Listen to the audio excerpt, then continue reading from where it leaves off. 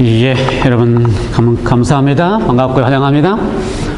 우리 황 집사님 또 글렌 몸이 아직도 아파서 여기 붙잡고 계시는데 오셔서 환영합니다. 감사합니다. 빨리 회복되고 낫게 되기를 기원합니다. 또 우리 연영우 집사님도 일찍 오셔서 감사합니다. 새로운 마음으로 일찍 오실 것 같아. 아주 희망이 있습니다. 저희 교회 구호가 있는가 아시나요? 한번 올림피아 교회이면 영원한 올림피아 교회다.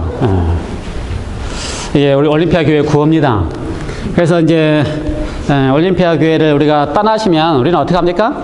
떠나시는 게 아니고 선교사로 파송을 합니다. 그래서 우리가 우리 누구야? 한국의 이름이 뭐죠? 이인경 일사님도 선교사로 파송해서 올 때마다 선교 보고를 하고요. 우리 김지로 장로님, 또 우리 정경신 집사님 디트로이트로 선교사로 파송하니까 오실 때마다 선교 보고하시고 교회를 대표해서 가니까 잘 섬기시고 올림피아 교회에서 장로로서 훈련 잘 받은 것을 잘 보여주시고 올림피아 교회가 대단한 것을 잘 보이셔서 그곳에서 선교를 하시고 나서서 이곳에 오셔서 보고를 잘 하시기 바랍니다. 해마다 3개월은 여기 계시고 9개월 선교사 파송하시고 3개월 우리가 다시 또 여기서 재충전하시고 가셔서 봉사하시고 그렇게 하시면 좋겠습니다. 예. 계속해서 마태복음 시리즈 하고 있는 거 기억하시죠? 몇 번째입니까? 예, 26번째 시리즈 26장입니다. 오늘은 26장이 몇 절까지 있어요? 50이 넘어요. 몇 절까지 있어요? 75절까지 있습니다. 75절까지. 아시고 계세요? 제가 읽어보도록 말씀을 드렸는데 안 읽어보고 계신 분은 아시지도 모르시지. 75절까지 있어서 저도 그걸 다 읽기가 너무 힘들어서 절반으로 줄였습니다. 그래서 오늘은 마태복음 시리즈 26번째 파트 1입니다. 그래서 1절부터서 35절까지만 하고요. 다음 주에 제가 설교할 때에 파트 2, 26번 시리즈 파트 2를 하겠습니다. 아시겠지요? 네. 예. 제가 지난 두 주의 설교가 녹음이 안 돼서 죄송하고요. 오늘은 모든 빼라리를 다 바꾸었습니다. 아마 그러니까 별 문제가 없으리라 생각이 됩니다. 26장 1절을 읽고서 지난주 설교를 리뷰하겠습니다. 왜냐하면 26장 1절에 거기 그렇게 말씀이 나와있기 때문에 그래요. 26장 1절 어떻게 되어 있습니까? 함께 읽어볼까요? 예수께서 이 말씀을 다 마치시고 제자들에게 이르시되. 예수께서 이 말씀을 다 마치셨다. 무슨 말씀을 다 마치셨어요? 마지막 예수님의 설교, 그렇지요? 마태복음이 주제별로 전개를 하면서 시작하는 첫 설교를 마태복음 5장, 6장, 7장 3장의 설교를 묶어서 시작하는 설교를 시작했습니다. 갈릴리에서요, 산위에서. 그리고 예수님께서 마지막 공생애를 마치시면서 마지막 한 주일 동안에 마태복음 23장, 24장, 25장의 3가지 설교를 역시 산 위에서 했습니다. 성전에서 할 때도 성전도 이스라엘 사람들이나 또는 영어로 이야기할 때에 템플 마운틴입니다. 미국 사람들도 템플 마운틴이라고 그래요. 이스라엘 사람도 성전 산이라고 그럽니다. 실제로 산이에요. 그래서 성전에서 마지막 설교를 할 때도 산 위에서 하셨고, 그 다음에 성전을 떠나서 감람산에서 바라보실 때 하실 때도 마지막 어디에서 하신 거예요? 산 위에서 하셨습니다. 그래서 시작하는 첫 설교 3편도 5장, 6장, 7장도 산 위에서 하시고, 마지막 설교 3편도 23장, 24장, 25장도 산 위에서 하셨습니다. 마지막 편 23장, 24장, 25장을 정리를 해봤더니 한마디로 어떤 말씀하고 계세요? 깨어있으라, 예비하라 라고 하는 말씀하고 계십니다. 참 가슴이 아프셨던 것 같아요. 그렇지요? 우리들의 모습을 보면서 예수님께서는 참 슬프다라는 이야기를 많이 하실 것 같아요. 23장에 보면은 슬프다라는 이야기를 반복하시면서 우리의 모습을 보시면서 슬프다 하시고, 거기까지 끝나지 아니하시며 우리로 하여금 당신의 품으로 암탉이 새끼 병아리들을 품에 안은 것처럼 우리를 당신의 품으로 끌어오시기 위해서 하실 수 있는 모든 일을 다 하시고 계십니다. 그리고 나서 어떻게 하세요? 우리로 하여금 제발, 항상 저는 그 성경을 읽을 때마다 항상 뭐가 들어있어요? 앞에? 제발. 하나님의 심정은 그거예요. 깨어있어 예비하라고 하는 이야기 속의 심정은 제발 깨어있어 예비하라. 마지막 25장의 가운데 세 가지 비유로 깨어있어 예비하라고 하는 이야기를 예수님께서 정의하셨습니다. 첫 번째 비유는 열 처녀의 비유예요. 그래서 열 처녀가 다 기름을 가지고 있었습니다. 다 하나님의 예수님을 기다리는 백성들이었어요. 우리처럼 우리에게 다 주님께서 기름을 주셨습니다. 성령을 주셨습니다. 그런데 주신 성령을 내가 경험하고 있느냐, 깨닫고 있느냐, 내가 맛보고 있느냐. 어떤 사람들 그걸 맛보기 위해서 능력처럼 맛보려고 그래요. 방언도 하려고 그러고 뭔가를 하려고 그럽니다. 그런데 진짜 맛보는 거는 어떻게 맛보는 것이다? 성령이 나의 모난 구석을 깨어뜨리려고 말씀하실 때에 정말 내가 가슴 아프지만, 내가 정말 자존심이 상하지만 성령의 음성을 듣고 내가 깨어지는 경험을 할 때 비로소 우리는 성령께서 원하시는 대로 열매 맺는, 변화되는, 예수님의 모습으로 바꾸어지는 성령의 능력을 체험하는 것이라는 말씀을 드렸습니다. 열매를 맺기 원하십니까? 주님 안에서 성령의 열매, 예수님의 품성의 모습이 우리 속에 맺어지기 위해서는 성령께서 우리를 깨트리실 때에 그 깨어지는 아픔을, 그렇죠? 자존심이 깨어지고 자아가 깨어지는 아픔이 성령 안에서 있기를 바랍니다. 두 번째, 예수님께서 비유를 말씀하시면서 달란트의 비유를 말씀하셨습니다. 우리 모두에게 다 마지막 맡기시고 난 다음에 그냥 두면은 지루하고 힘들기 때문에 뭘 주셨다고요? 재능을 주시고 달란트를 주셨다. 왜요? 이게 중요한데. 달란트를 주신 다음에 왜 주셨어요? 이거 가지고 자기 자랑하라고 주셨어요? 아닙니다. 왜 주셨어요? 이걸 가지고 섬기도록 하기 위해서. 하나님의 심정이에요. 하나님의 가장 행복해 하시는 게 그겁니다. 어떤 거예요, 하나님은? 다른 사람을 창조하신 이유가 뭐예요? 그 아이들, 그 창조에 넣은 자녀들을 섬기기 위해서. 그것이 하나님의 본성이에요. 하나님이 가장 좋아하시는 게 뭐라고요? 섬기는 것. 그래서 예수님이 이 땅에 오셔서 나는 섬김을 받으려 함이 아니요 도리어 섬기려고 오셨다고 말씀하셨습니다. 그러므로 하나님의 자녀들에게 있어서 가장 원하는 것은 우리에게 재능을 주시고 달란트를 주시고 그걸 통하여 뭘 하게 하신다고요? 섬기도록. 가정을 섬기고, 교회를 섬기고, 자녀를 섬기고, 또 누구를 섬기고, 이웃을 섬기고, 섬기도록. 그래서 나에게 주신 달란트를 가지고 섬기는 일이야말로 여러분을 가장 행복하게 하는 일이에요. 그 행복을 맛보면서 주님을 기다리는 것이 주님께서 우리에게 원하시는 것이다. 마지막으로 양과 염소의 비유에 대해 말씀하시면서 너희 가운데 있는 형제 가운데 가장 지극히 작은 자에게 한 것이 곧 나에게 했다고 말씀을 드렸습니다. 형제가 누구냐? 우리 가까이 있는 형제, 가까이 있는 성도가 형제가 아니고 예수님에게 있어서는 누가 형제예요? 예수님이 가장 거절하고 예수님이 가장 싫어하는 사람이 예수님에게서는 가장 가깝고 가장 절실한 형제예요. 그러므로 그러한 형제들에게 우리가 볼 때는 이 사람은 진짜 가망 없어, 이 사람 절대 아무리 해도 안 된다라고 생각되는 그러한 형제들에게 대하여 지극히 작은 자에게 한 것이 곧 내게 한 것이다. 근데 참 할 수 없는 존재입니다. 그렇죠? 그에게 물 한 잔 주기도 힘든 존재들인데 방법은 어떻게 한다고요? 주님의 사랑이 거저 넘쳐서 흘러나갈 때 가능하다라고 하는 말씀으로 정리를 했습니다. 이 말씀을 다 마치시고 드디어 예수님께서 제자들에게 이르시되 2절 너희의 아는 바와 같이 이틀을 지나면 드디어 무엇이다? 유월절이라 인자가 십자가에 못 박히기 위하여 팔리우리라 하시더라. 예, 맞습니다. 제자들도 다 압니다. 마지막 산 위에서 설교를 마치고 나서 이틀이 지나면 유월절이 됩니다. 근데 유월절이 되면 예수님께서 말씀하시기를 인자가 십자가에 못 박히기 위하여 팔리우리라 하시더라. 인자가 십자가에 못 박히기 위하여 팔리우리라 하시더라. 이틀 남았답니다. 이 이야기가 참 가능한 이야기인가? 인자가 십자가에 못 박히기 위하여 팔리우리라. 인자라고 하는 표현이 상당히 많이 등장합니다. 특별히 마태복음에도 많이 등장하고요.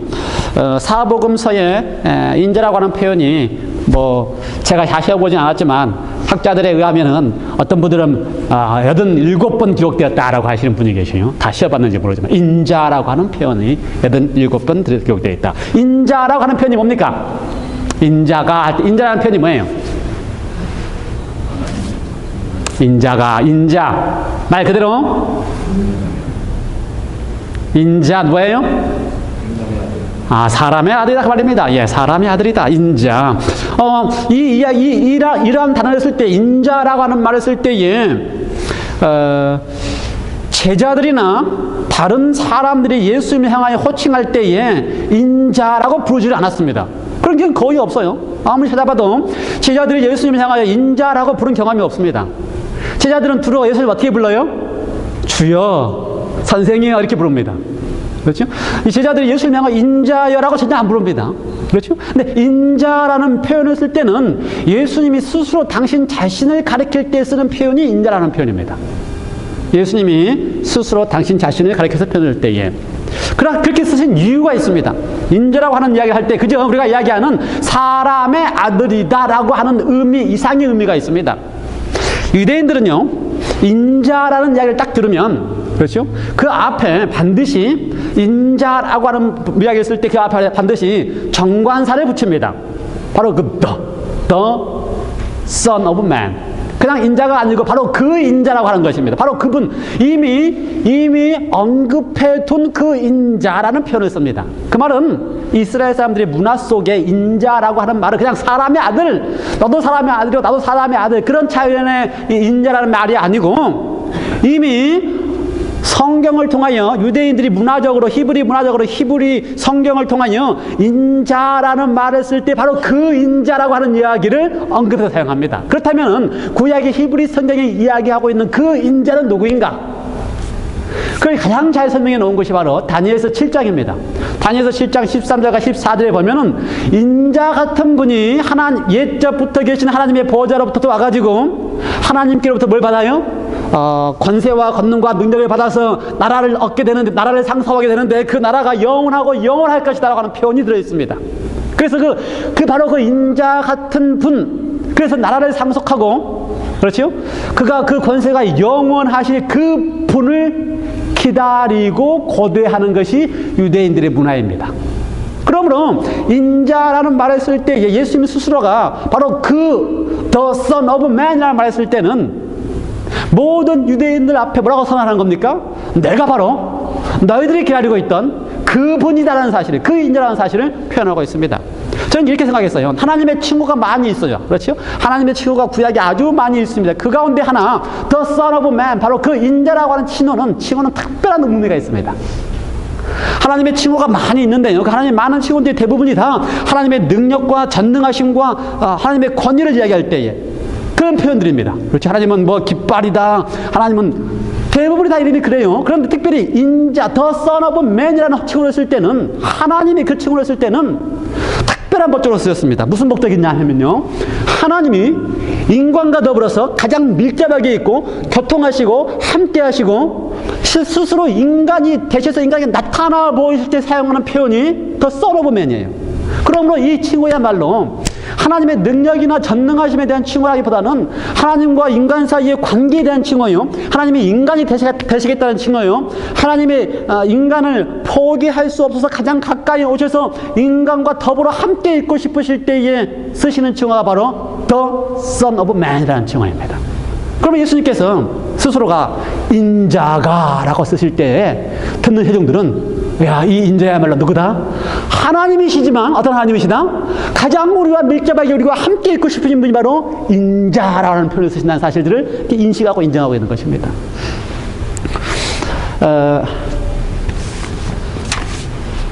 세상에는요, 수많은 신들이 있습니다. 그렇죠? 그런데 수많은 신들이 사실은 다 어떤 신이에요? 사람이 만들어낸 신입니다. 만들어진 신입니다. 사람에 의해서 만들어진 신들이에요. 사람이 신을 만든 이유가 있습니다. 사람만큼 연약한 존재가 없어요. 그렇죠? 달리기도 제일 못해요. 개보다도 달리기 못하잖아요. 개보다도 달리기 못하지요. 제가 봤더니 우리 집 닭들보다도 제가 달리기를 못해요. 닭 찾기 힘들어요. 못 잡아요. 닭 달리기 시작하면. 사람만큼 연약한 존재가 없습니다. 달리기도 제일 못하고요. 또 뭘 못해요? 어쨌든 모든 걸 다 동물보다 못합니다. 그런데 사람에게 있어서 가장 연약한 존재가 자신의 연약함을 커버할 수 있는 가장 방법은 뭘 만들어야 돼요? 그 자기보다 더 능력이 있는 무언가를 만들어 놓고서 그 능력 있는 무언가가 자신을 대신해서 책임진다는 사실로 이렇게 자꾸 만들어내는 것입니다. 그래서 모든 대부분의 신들이 다 만들어진 이유가 하나밖에 없어요. 왜냐하면 자신의 연약함과 부족함을 채울 수 있는 뭔가 능력 있고 권능 있고 힘 있는 존재를 만들어 놓고 뭐라고 그래요? 이것을 나의 신이다. 그렇죠?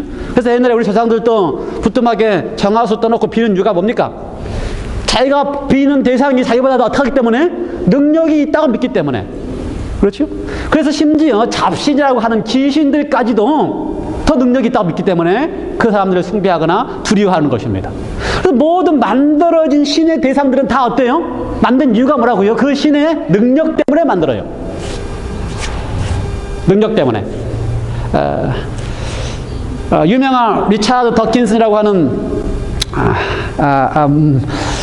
신을 비판하는 유명한 분이 있었는 가운데 만들어진 신이라고 하는 책이 있습니다. 이만큼 두꺼운 책이에요. 만들어진 신. 근데 제가 뭐 다 읽진 않지만 이렇게 간추려서 읽어볼 때 이분의 이야기 핵심은 뭐냐면은요, 심지어 기독교의 하나님도 만들어졌다는 것입니다. 왜 만들어졌느냐? 기독교의 하나님을 보면은 세상에 있는 모든 신들처럼 기독교의 하나님도 만들어졌다고 하는 이유가 그분도 똑같다는 것입니다. 기독교인들이 대상으로 하는 신도 뭐 때문에 그분을 신으로 만들어요? 능력이 있지요, 전능하지요, 전지하지요, 뭐라 그래, 무소부지하지요. 대단한 능력을 가진 신으로 만들어 놓았기 때문에 기독교의 신도 만들어진 신이다. 근데 기독교의 신도, 기독교의 신인 하나님도 다른 모든 신들처럼 그 능력을 사용해서 어떻게 한다는 겁니까? 때때로는 폭력을 사용하기도 하고, 때때로는 강압적이기도 하고, 강제하기도 하고, 무섭기도 하고, 그 다음에 어떻게 해요? 벌을 주기도 하고, 이렇게 해가지고 어떻게 한다고요? 그 하나님이 무서운 능력을 가진 하나님이기 때문에 모든 사람들을 하여가 어떻게 한다? 섬기고 경배하게 한다. 그러므로 기독교의 하나님조차도 무엇이다? 다른 모든 사람들이 신을 가지고 있고 만들어서 그 신이 능력이 대단한 신을 만든 것처럼 기독교의 하나님도 그렇게 능력의 하나님으로 만들어 놔가지고 사람들 하여금 다 그 능력의 하나님을 무섭고 두려워서 경배하게 한다. 이게 이유입니다. 그게 이유예요. 그런데 그분은 기독교의 하나님의 이름 가운데 하나가 인자라고 하는 사실을 모르는 것 같아요.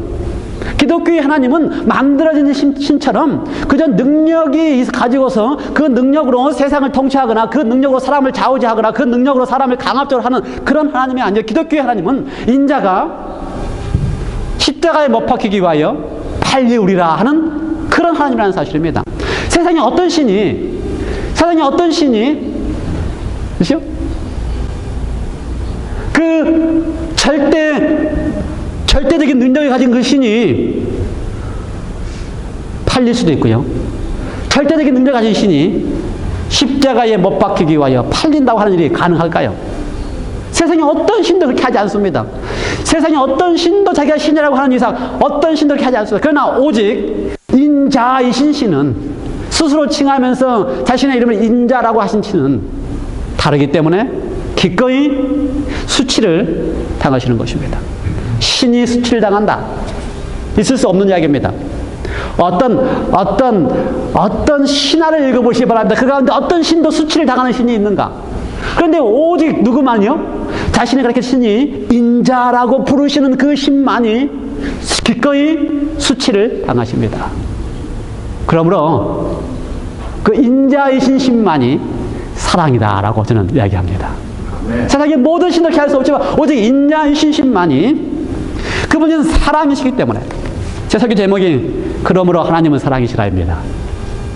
그 인자이신 신만이 그러므로 하나님은 사랑이시기 때문에 기꺼이 수치를 당하시고 기꺼이 자기 자신을 포기하시고 기꺼이 팔리시기도 하시고 기꺼이 가장 수치스러운 십자가에 당신 자신을 우리를 위하여서 주시는 신이라고 하는 사실을 기억하시기 바랍니다.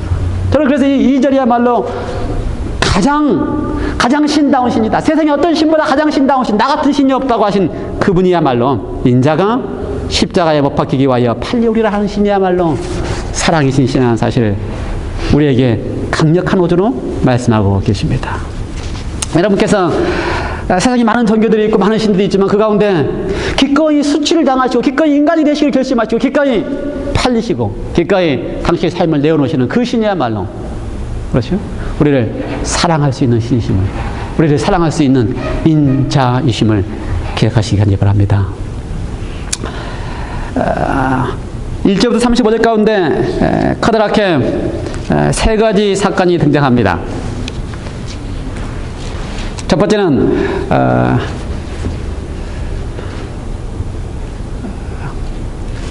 한 여인이 예수의 머리에 한 향유 한 옥합을 가지고 와서 붓는 사건이 등장하고요. 두 번째는 유다와 대제사장들이 서로 이렇게 협약을 해서 어떻게 해요? 예수를 팔겠다라고 하는 작정을 하는 장면이 등장하군요. 세 번째로 마지막으로 예수님께서 제자들과 더불어서 만찬을 잡수시면서 그 속에서 예수님께서 가지고 있는 고민이 등장을 합니다. 세 장면을 하나하나 이렇게 살펴보면서 그 속에서 예수님의 모습과 그 예수님께서 대하시는 사람들의 모습을 좀 이렇게 살펴보려고 생각을 합니다. 6절부터 13절까지 등장하는 이야기가 누구예요? 한 여인에 관한 이야기입니다. 한 여인. 어떤 여인입니까? 예수님의 머리에 비싼 향유를 깨서 머리에 부은 여인이 등장합니다. 같은 스토리가 마태, 마가, 누가, 요한에 다 등장을 합니다. 그렇죠? 그래서 마태, 마가, 누가, 요한 사복음서에 다 등장합니다. 조금씩 이렇게 다르게 부족한 부분들을 이렇게 설명하면서 등장을 합니다. 그래서 제가 그 내 성경에 나와 있는 같은 이야기를 종합적으로 이야기를 하면은 몇 가지 이렇게 서로가 이렇게 도와주는 이야기가 등장해요. 마태복음에서는 한 여자라고 이야기했습니다. 그런데 요한복음에서는 그 여자의 이름을 이야기했어요. 누구라고 표현했어요?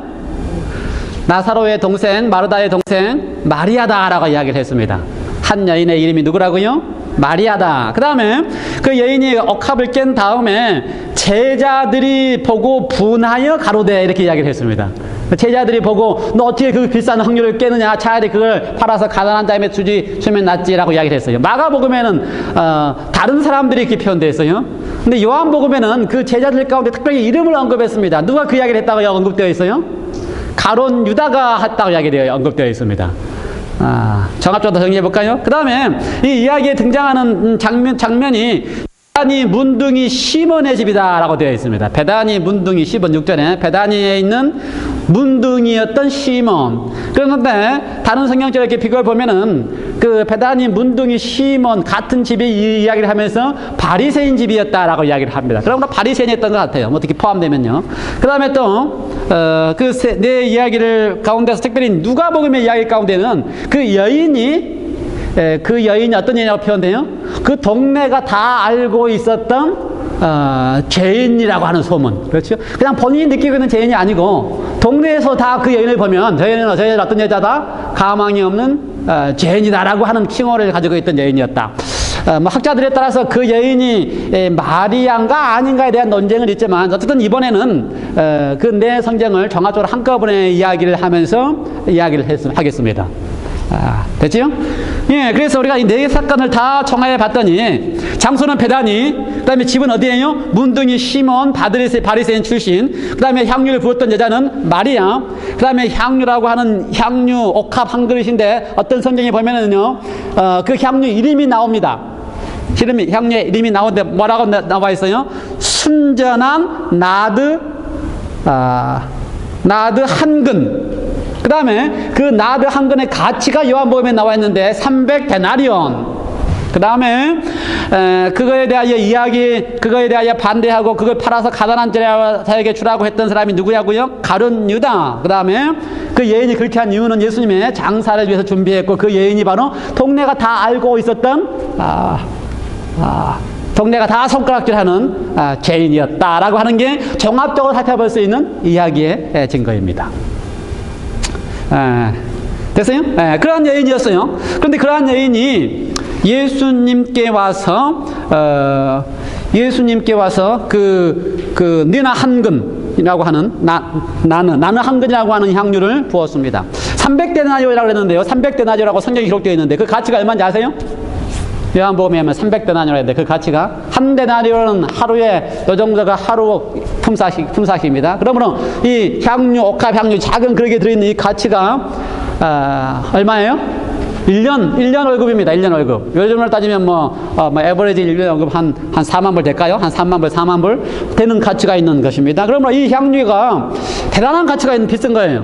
그래서 사실은요, 마리아가 이 향유를 살 만한 능력이 없습니다. 많은 추측도 많이 해요. 추측도 많이, 어떤 사람들에 따라서 추측도 많이 합니다. 어떻게 그걸 구입할 수 있었을까, 향유를.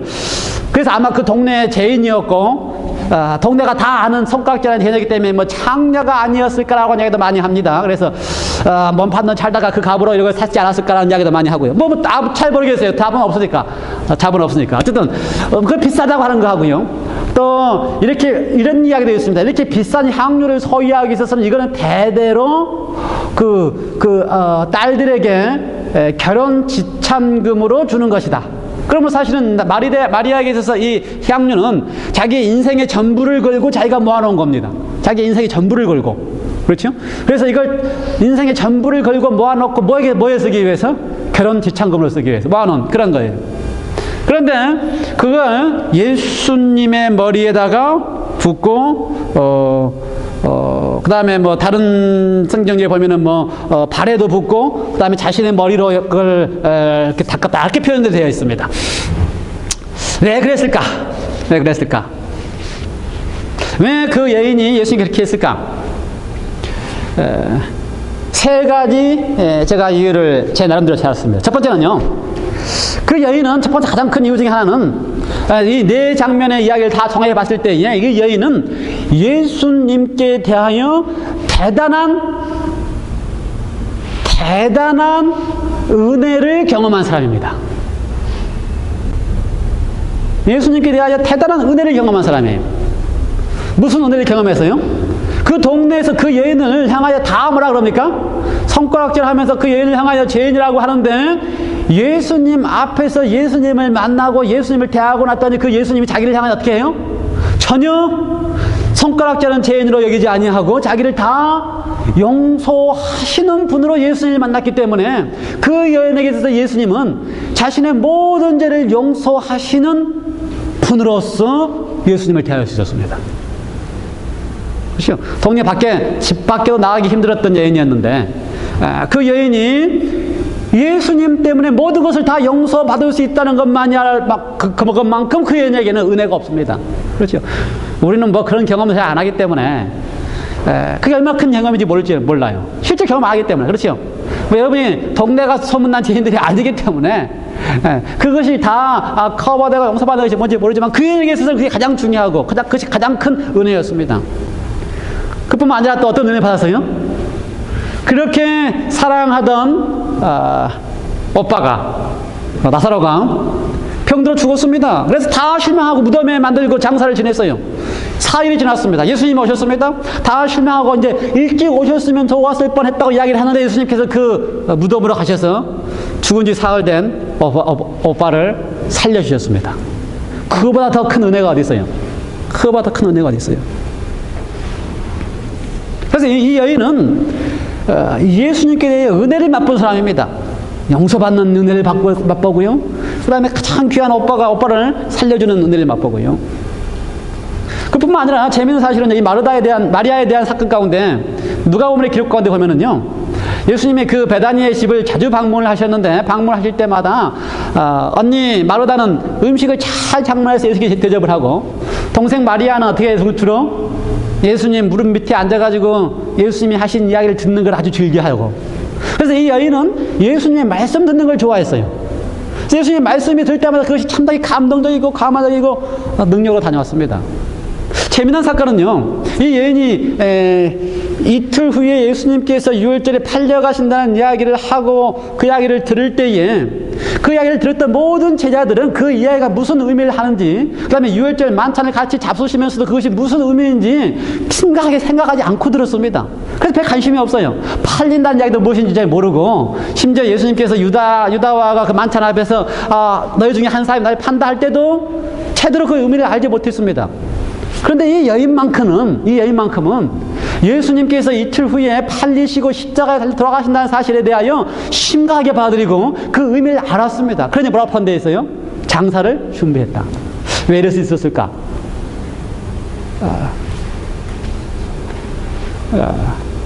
은혜로 알고 그 다음에 예수님의 말씀을 끊는 그대로 단순하게 주님께서 하신 말씀을 받아들였다는 사실입니다.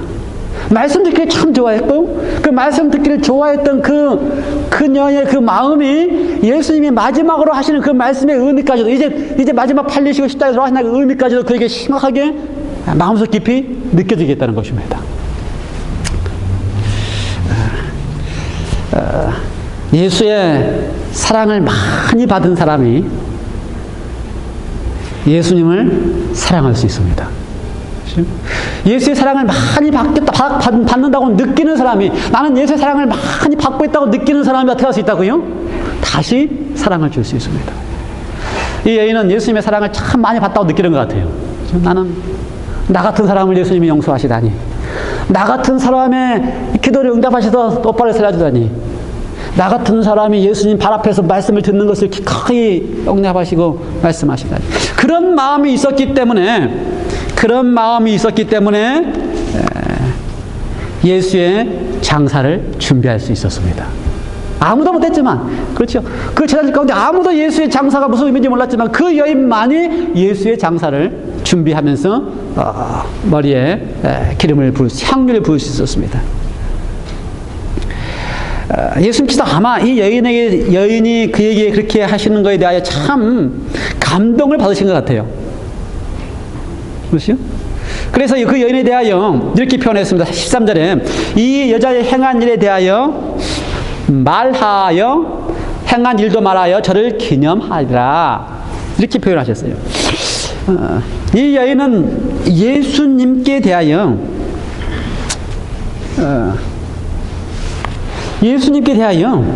위로가 되어주는 사람이었습니다. 이 여인은 예수님께 대하여 위로가 되어주는 사람이었어요. 여러분, 예수님의 심정 한번 생각해 보시기 바랍니다. 지금 예수님이 이틀 후면은 인자가 십자가에 달리시가 위해 팔리신다는 이야기를 했을 때에 알아듣는 사람이 아무도 없어요. 그 이야기를 해도. 마지막 만찬을 준비하겠다고 제자들이 이야기하면서 준비해놓고 함께 만찬에 다 있었지만 그것이 무슨 의미인지를 모릅니다. 오늘 밤에 너희가 날 다 팔리라는 말씀을 했지만 그것이 무엇인지 모르고 다 부인하고 있는 제자들에게 아무도 예수님의 형편이나 예수님의 가셔야 될 길이나 예수님의 겟세마네의 고민이나 예수님의 십자가의 고통이나 예수님의 수치에 대해 알아주는 사람이 아무도 없습니다. 그런데 이 여인만이 예수님의 가슴 아픔을 이해해주고 예수님의 수치를 이해해주고 예수님의 고통을 이해해주면서 예수님의 위로가 되기 위하여 머리에 기름을 부으셨다는 사실에 예수님께서도 감동을 받으셨습니다. 저는 예수님이 위로가 필요하신 분이라는 사실을 제가 보면서 참 감사했어요. 그러므로 하나님은 사랑이시다. 우리가 믿는 하나님은요, 사람이 생각하는 하나님은요, 능력이 크고 그래야지만 하나님인 줄 알아요. 그런데 진짜 하나님은요, 인자이신 하나님은요, 우리의 위로를 필요로 하시는 하나님이시기 때문에 그분은 사랑이십니다. 여러분, 우리 예수님은요, 여러분의 위로가 필요하신 분이십니다. 그분을 이해해 주시고 그분의 마음을 알아주시고 그분의 십자가에 가는 길이 얼마나 힘들까 하는 것을 이해해 주시는 여러분이 필요하시는 분이 바로 우리가 섬기는 인자 같으신 분, 주님이라는 사실을 기억하시기 바랍니다. 작은 일에서 예수님의 심정을, 예수님의 마음을 이해해 주는 분이 됐으면 좋겠어요.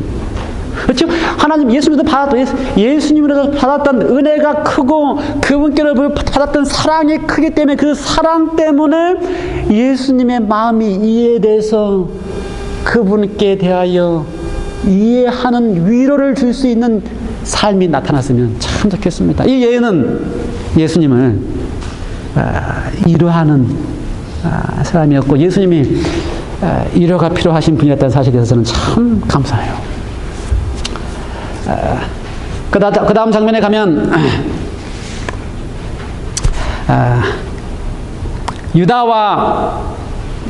유다에 대한 이야기가 등장합니다. 그렇죠? 이 3절, 4절, 5절 보면요, 대제사장들과 장로들이 의논을 합니다. 어떻게 하면 예수를 죽일까 의논을 하는데, 그때가 명절이 무슨 명절 기간이에요? 유월절 기간입니다. 사람들이 너무 많아요. 그래서 사람들이 너무 많고 벌써 예수님이 어떻게 했어요? 예루살렘 입성하면서 환호하는 사람들 때문에 예수님을 공공연하게 잡아서 어떻게 할 방법이 없습니다. 왜요? 그러면 백성들에게서 백성들 밀란이 일어나기 때문에. 그래서 고민하고 있는데 바로 그러한 때에 누가 왔어요? 유다가 와가지고 아주 좋은 제안을 합니다.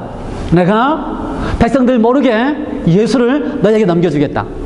유다가 예수님의 제자이기 때문에요, 예수님이 혼자 있을 때를 압니다. 백성들이 많은 곳에 예수님이 있으면 잡을 수가 없는데 예수님이 혼자 있을 때에 백성들이 모르게 그를 잡아다가 신문할 수 있었기 때문에 그 이야기를 듣고서 다른 마가복음의 이야기에 의하면요, 자기가 그 유다의 이야기를 듣고 기뻐하였다 이렇게 되어 있어요. 기뻐하였다. 그래서 만반의 준비를 다 해놓고 있었습니다. 그리고 17절 무교절의 첫날에 제자들이 예수께 나와서 가로되 유월절 잡수실 것을 우리가 어디서 예비하기를 원하시나이까? 라고 표현되어 있어요. 상당히 어려운 성경절입니다. 무교절 첫날에 제자들이 예수께 나왔다. 이건 이렇게 우리가 우리말로 성경에 이야기하면은 제자들이 예수께 나온 그 때가 무교절 첫날인 것처럼 이야기를 하는데 사실 그 말은 아닌 것 같고요. 이렇게 전체적인 문맥 속에서 보면 이렇게 이야기해야 돼요. 예수님이 지금 이제 이틀만 지나면 유월절이 오는데 무교절 첫날에 먹을 유월절 만찬이 곧 유월절 만찬입니다. 그러면 지금 제자들이 준비하는 것은 유월절 만찬을 준비하는 거예요. 그렇죠? 무교절 첫날에 먹는 그 음식이 유월절 만찬이에요. 유대인의 표현에 의하면 그렇습니다. 왜냐면요, 유대인들은 니산월 1월 14일이 유월절인데요. 6월 14일 오후 3시쯤에 between two evening에 해질녘에 양을 잡고 그 양을 준비해서 그날 밤이 유월절 밤이고요. 그렇죠? 니산월 밤이고요. 그 다음에 유대인의 시간으로 계산했다면 밤이 지나면 붙어서 다음 날이 시작하기 때문에 무교절의 첫날입니다. 그래서 유월절 만찬을 먹는 날이 유대인의 표현 속에는 무슨 날이라고요? 무교절 첫날, 같은 날이에요. 그래서 지금 지금 예수님의 제자들이 실제로 준비하고 싶었던 건 뭐예요? 유월절 만찬, 무교절 첫날에 먹는 망찬입니다. 그걸 준비하는 장소에서 준비할 때는 유대인들이 하는 형식대로 하면 뭘 준비해야 됩니까? 양을 준비하고, 양을 잡아서 양을 준비하고, 그 다음에 썬나물을 준비하고, 그 다음에 누룩 없는 빵을 준비하고, 떡을 준비해서 그것을 일어서서 허리띠를 두르고 서서 먹게끔 되어 있는 게 유월절 만찬이에요. 그걸 지금 다 준비하려고 준비하려고 하는데 어디서 했으면 좋겠습니까? 라고 예수님께 묻는 것입니다. 그 이야기는 이미 예수님과 예수님의 제자들은 벌써 예수님과 2, 3년 같이 지내면서 유월절 만찬을 해본 경험이 있어요. 늘 해봤습니다. 예수님과 더불어서. 유대인 전통에 항상 유대인들 어디로 가야 돼요? 유월절 되면 예루살렘에 가가지고 만찬을 먹는 겁니다. 뭐 가족끼리 먹고 친척끼리 먹고 또는 그룹끼리 먹고. 그래서 예수님과 제자들도 늘 유월절 되면은 어디로 와요? 예루살렘에 와가지고 만찬을 합니다. 그러면 어떻게 해요? 무교절 첫날인 유월절 그 밤에 양과 떡과 떡나물을 준비해가지고 서서 유대인의 전통대로 하는 겁니다. 그렇게 늘 하던 유월절이에요. 그렇게 준비를 했습니다. 그런데 이날은 준비를 다 해놨는데 예수님이 그 유월절 만찬을 먹는 무교절 첫째 날에 가지 않고 언제 가신 거예요? 그 전날 갔습니다. 전날. 니산월 14일 유월절 만찬을 먹는 그날 밤에 무교절 첫날에 가지 않고 그 전날 가셔서 그 준비해 놓은 게 가셨습니다. 그래서 전날 갔기 때문에 양이 없어요. 양은 언제 잡아요? 유월절 날 잡습니다. 준비는 해놨지만 유월절 날 잡습니다. 그러면 그 전날 가셨기 때문에 예수님 마지막 만찬을 드실 때에 양이 없었습니다. 뭐만 있었어요? 빵과 누름 넣지 않은 빵하고 뭐가 있었어요? 포도주만 있었습니다. 그래서 실제로 다음 날이 유월절 만찬을 먹는 날이요, 무교절 첫날인데 예수님은 다른 때와 다르게, 다른 때 같으면 그날 가실 텐데 이번에 언제 가셨다고요? 그 첫날에 가셔서 다 불러 모으시고 만찬을 하셨습니다. 그리고서 그 만찬에 특별한 목적을 두셨습니다. 그것이 뭐예요? 우리가 이야기하는 성만찬, 떡과 포도주를 나누셨습니다. 포도주를 나누시면서 그 만찬 속에서 하신 예수님 말씀 속에 이것은 내가 너희를 위하여 흘리는 피요 언약의 피다라는 이야기가 있습니다. 새로운 언약의 피로 새로운 만찬을 시작하셨습니다. 재미있는 의미가 있습니다. 유월절이라고 하는 의미가 유대인들에게 있어서는 어떤 의미가 있어요? 유월절이라고 하는 의미는요, 유대인들에게 있어서 그동안 400년 동안 애굽의 노예 생활을 하고 있던 유대인들이, 애굽의 노예 생활을 하고 있던 이스라엘 사람들이 그들의 하나님의 표현에 의하면요, 강한 손과 편팔로, 그렇죠? 강한 손과 편팔로 그들을 애굽에서 인도하여 내었다고 하는 사실을 기념하고 기억하는 것이 바로 유월절입니다. 애굽에서 지내는 동안에 그들이 출애굽할 때에 그들이 한 게 아무것도 없어요. 하나님이 강한 손과 편팔로 그들을 인도해 냈습니다. 그들을 한 거 뭐만 있어요? 말씀하신 대로 분부하신 대로 유월절 양 잡고 그 양 피를 가지고 어떻게 해요? 문 설주와 임방에 십자가처럼 바르고 그 다음에 어떻게 하면 돼요? 그 양고기를 준비하고 누룩 없는 빵을 준비하고 허리에 끈을 매고 쓴나물을 준비하고 그걸 서서 먹고 그날 밤에 먹고 준비하고 있으면 하나님의 전적인 능력으로 다음날 애굽을 떠나서 출발하는 것입니다. 그리고 홍해를 건너고 시내산에 가서 언약에 뭘 하는 거예요? 언약에 하나님과 다시 언약을 체결하는 것이 그들에게 있어서 그것이 유월절입니다. 동일한 유월절과 동일하게 예수님께서 그렇죠? 똑같은 방법으로 사람이 한 일 아무것도 없이 전적으로 하나님의 능력으로 당신의 능력으로 인자의 능력으로 기꺼이 십자가에 팔리시고 십자가에 가신 그분의 사랑 때문에 그렇죠? 당신이 몸이 이건 내 몸이라고 하고 주시고 이것은 내 피라고 하고 주신 그 몸과 피 때문에 새로운 언약을 맺으시고 새로운 출발하게 하신 날이 바로 지금 예수님께서 새롭게 시작하신 만찬을 하시면서 하는 이야기입니다. 우리는요, 이제 그리스도인으로서 유월절을 예수님과 더불어 새롭게 시작하는 경험을 하는 사람들입니다. 유대인들이 하나님의 능력으로 온전히 애굽의 종노릇에서부터 구원을 받았다면 우리는 예수 그리스도가 인자가 팔리시고 십자가에 죽으시고 당신의 몸을 주시고 당신의 피를 우리에게 주심으로 언약을 맺으셨기 때문에 그분의 은혜로 말미암아 우리가 새롭게 죄의 노예로부터 해방되어서 새로운 출발을 하는 날이 바로 유월절 만찬을 준비하는 날입니다. 예수님께서는 그것을 제자들에게 다 가르치시고 다 보여주셨습니다. 그 일을 하셨습니다. 그 일을 하시기 위하여 모든 준비를 다 해놓으셨습니다. 그런데 그것을 먹을 때에 예수님께서는 너희 중 한 사람이 나를 팔리라 라고 하셨습니다. 너희 중 한 사람이 나를 팔리라. 함께 다 만찬을 먹고 있습니다. 유대인들의 습관에 의하면은 만찬을 앞에 놓고 이렇게 적당하게 이렇게 한편으로 누워서 눕는다는 말이 더 맞아요. 한편으로 누워서 머리를 상대방의 가슴에 놓고 발은 다 한편으로 이렇게 치우쳐서 그래서 예수의 머리가 요한의 발 또 한편의 발에서는 가룟 유다가 그 옆에 이렇게 있으면서 가장 가까이 함께 음식을 나누고 있는데 그래서 만찬을 통하여 이는 내 새롭게 주는 언약이라고 이야기를 하고 있는데 그렇죠? 새로운 언약 내가 너를 위하여 피 흘리고 죽는다는 이야기 다 설명하고 있는데 더불어서 너희 중 하나가 나를 팔리라 라고 하는 말씀을 하셨습니다. 너희 중 하나가 나를 팔리라. 너희 중 하나가 나를 팔리라. 이 이야기를 듣던 제자들은요 고민이 되기 시작했습니다. 성경을 이렇게 표현했어요. 그래서 그 다음 절에 보니까 22절 저희가 심히 근심하여 각각 여짜오되 저희가 심히 근심하여 너희 중 하나가 나를 팔리라는 이야기 할 때에 그것이 나일까? 내가 예수를 팔을까? 그것이 나일까에 대하여 심히 근심하고 있었습니다. 심히 근심이 됐습니다. 내가 예수를 파는 사람인가? 내가 예수를 파는 사람인가? 주여 내니까. 그런데 그 가운데 한 사람은 마음속에 심히 근심하지 않은 사람이 있었던 모양입니다. 그래서 뭐라 그래요? 납비어 내니까. 납비어 내니까. 여러분 유다에 대한 이야기를 많이 하는데요. 유다가 어떤 사람입니까? 예수님에게 있어서 유다는 어떤 사람입니까? 예수님이 생각하는 유다는 어떤 사람입니까? 유다는 대단한 능력 있는 사람이었습니다. 우리가 알다시피 유다는요, 그 그룹에, 예수님의 그 그룹에서 재정을 담당하고 있는 사람이었습니다. 재정 담당가. 여러분, 재정 담당 아무나 시켜요? 아무나 안 시키죠? 여러분 비즈니스 하지만 비즈니스의 재정 담당 아무나 안 시키죠? 누구 시켜요?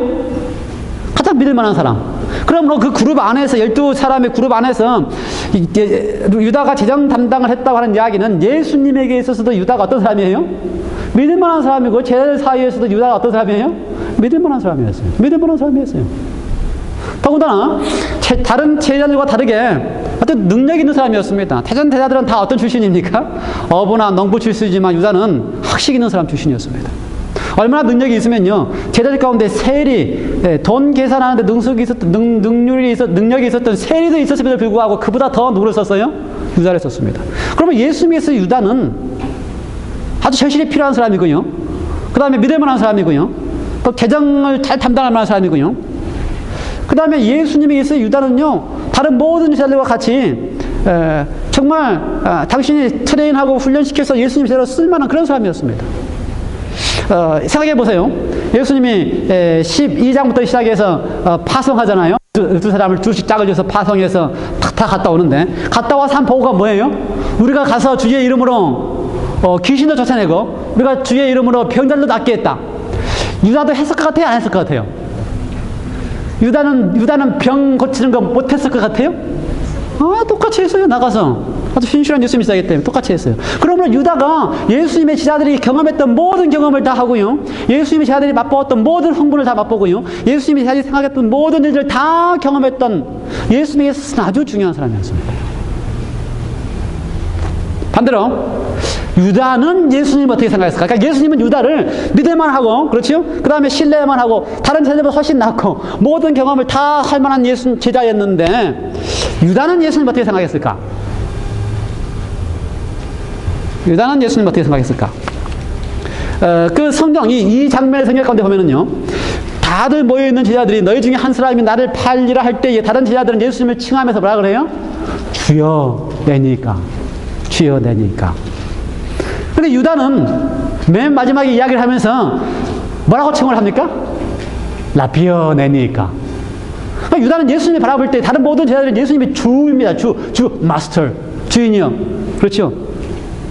그리고 다른 사람들 모든 고백은 뭐예요? 주는 살아계신 그리스도요, 살아계신 하나님의 아들입니다. 그러는데 그런 모든 경험을 하고 모든 것을 다 경험하고 심지어 병자도 낫게 하고 귀신도 쫓게 했는데, 그런 예수님에 대한 칭호가 뭐라고 여전히?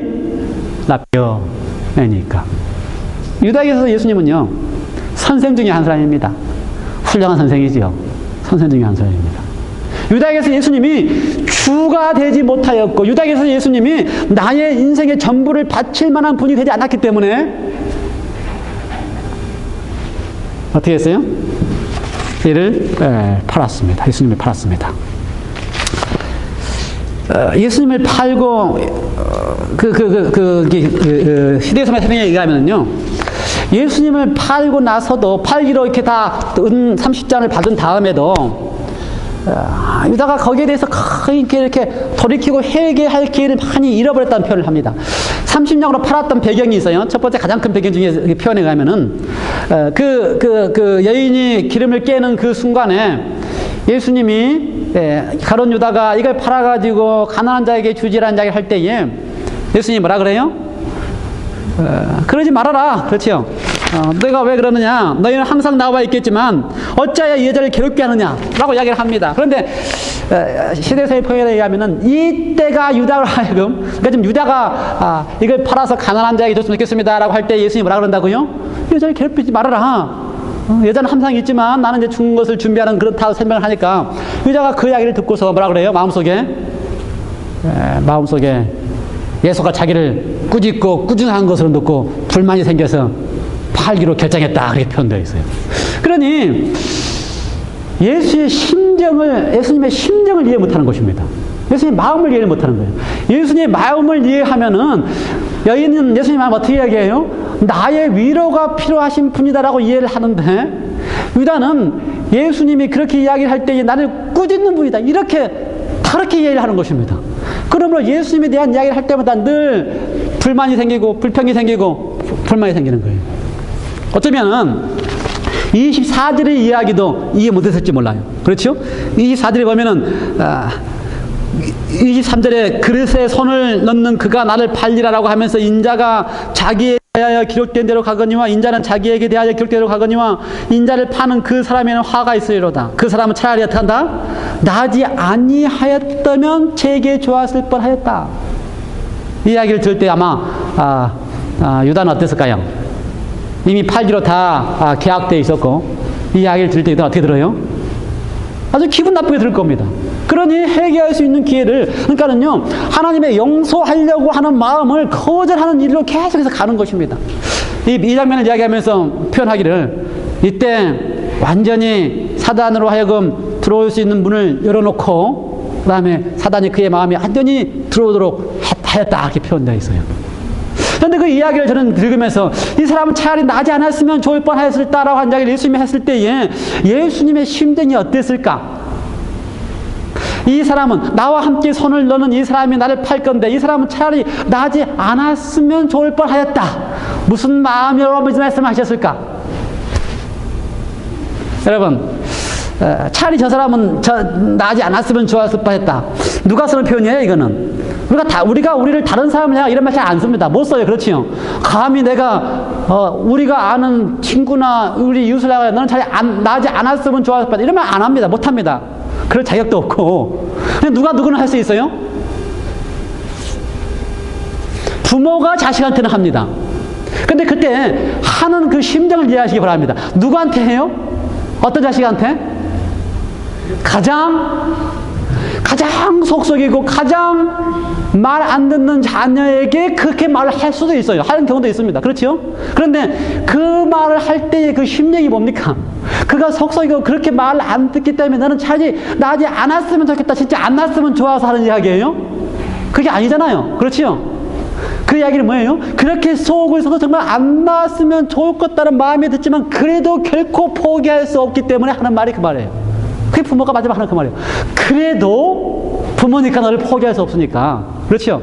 그렇게 속을 썩이는데 차라리 안 났었으면 좋았을 뻔했지만 그래도 나는 부모니까 너를 포기할 수 없다는 표현이 뭐라고요?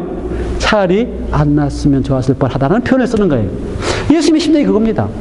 예수님이 팔려고 하는 유다를 넌 차라리 안 났으면 좋겠다 이런 표현이 아니고 너 차라리 안 났으면 그런 표현이 아니고 무슨 표현이라고요?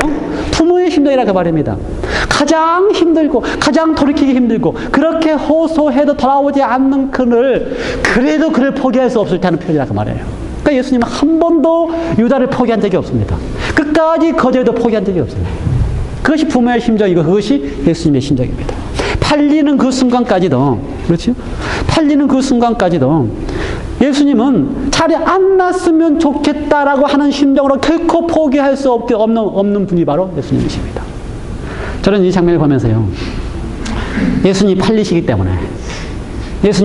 때문에 그분이야말로 사랑이십니다.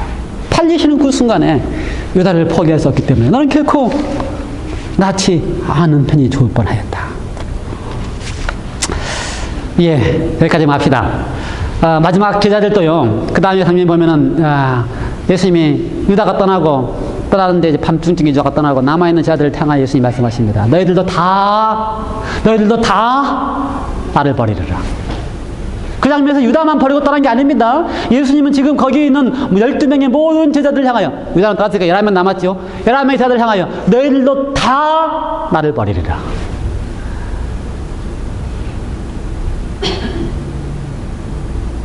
버림받으신 예수님은 12명의 제자들에게 다 버림받으신 예수님은 그분이 버림을 받으시기 때문에 그분은 사랑이십니다. 버림을 안 받는 하나님은 사랑이신 하나님이 아니에요. 그런데 그분은 12제자들에게 다 버림을 받으신 분이기 때문에 그분은 사랑이십니다. 다 버리고 떠난다 할지라도 그들을 끝까지 사랑하시는 분이 계심을 기억하시기 바랍니다. 여러분이 어떠함에 관계없이 우리 버리고 배반하고 팔고 주님의 마음을 이해하지 못하는 그 순간에도 여전히 하나님은 사랑이시기 때문에 사랑하고 계심을 기억하시기 바랍니다. 기도하시겠습니다. 하나님 아버지, 당신은 능력이나 전능함 때문에 하나님이 아니요, 당신은 인자라고 불리며 기꺼이 십자가에서 죽으시기 위하여 팔리시는 분이시기 때문에 우리가 사랑하고 싶으신 하나님이십니다. 당신은 모든 사람들이 다 죽음 앞에 이해하지 못할 때 한 여인을 통하여 이해해 주는 위로를 필요로 하시는 하나님이시기 때문에, 사랑이신 하나님이시기 때문에 우리가 주님을 사랑합니다. 당신은